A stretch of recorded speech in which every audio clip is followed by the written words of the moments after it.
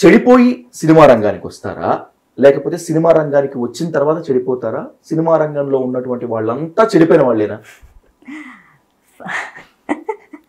దీనికి ఫస్ట్ ఏంటంటే జనాలు ఆలోచన అలా ఉంటుంది కదా, ఆ ఆలోచన ఉన్నప్పుడు ఫస్ట్ వాళ్ళ ఇంట్లో మేబీ వాళ్ళ అమ్మని అలా ఒక సెక్షువల్ టాయ్ లాగా వాళ్ళ ఫాదర్ చూసి ఉండొచ్చు, అందుకే ఆ వ్యక్తి అలా పెరిగి ఉండొచ్చు. ఎందుకంటే అలాంటి కామెంట్ చేయాలంటే తన చుట్టుపక్కల చూసిన దాన్నే కదా. వాళ్ళ స్కూల్లో ఫస్ట్ ఇల్లు, తర్వాత స్కూలు, తర్వాత సమాజం. అందులోని సమాజంలో పెరిగి బయటకు వచ్చిన తర్వాత ఇప్పుడు స్కూల్ కాలేజ్కి వచ్చేసరికి విచ్చలవిడిగా సోషల్ మీడియా పెరిగిపోవడం, ఆ వీడియోస్ చూడడం, త్వరగా ఎదగాలి అంటే మనం దేనికైనా కాంప్రమైజ్ అవ్వాలని అమ్మాయిలు కూడా తయారైపోవడం ఈజీ సోర్స్. ఎందుకు కష్టపడ్డం?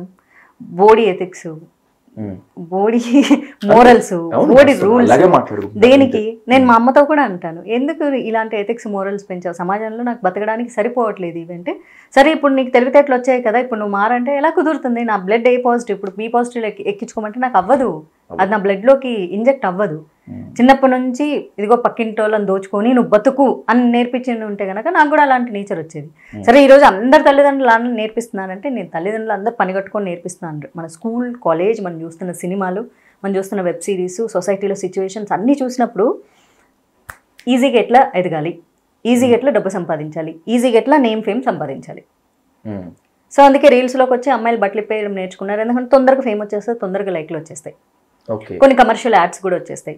సో స్కూల్ నుంచే ఎర్నింగ్స్ స్టార్ట్ అయిపోతాయి కమర్షియల్ యాడ్స్ చేయటం వల్ల.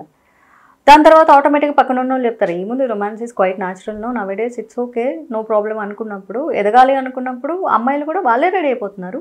కొంతమంది ఇది సినిమా వాళ్ళకి మాత్రం తెలుసు, జర్నలిస్టులకు కూడా తెలుసు, పేరెంట్స్ కూడా ఎంకరేజ్ చేసి పంపిస్తున్నారు.